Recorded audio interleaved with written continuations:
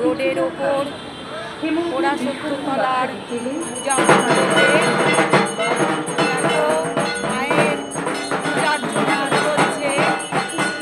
ভালো সময়ে আমি এসেছি। তো এবছর আমার মায়ের দর্শন করা হয়নি, তো আজকে আমি ফোন দিতে এসেছিলাম, তাই মায়ের দর্শন করতে চলে এলাম। কত সুন্দর হয়েছে দেখো। এটা ডায়মন্ড হারবার রোডের পরাশক্ততলার পূজা মণ্ডপে এলাম, আর এমনই সময় এলাম যখন মায়ের পূজার্চনা চলছে। তো আমিও মায়ের দর্শন করলাম, জগদ্ধাত্রী মায়ের, আর তোমাদের দর্শন করালাম।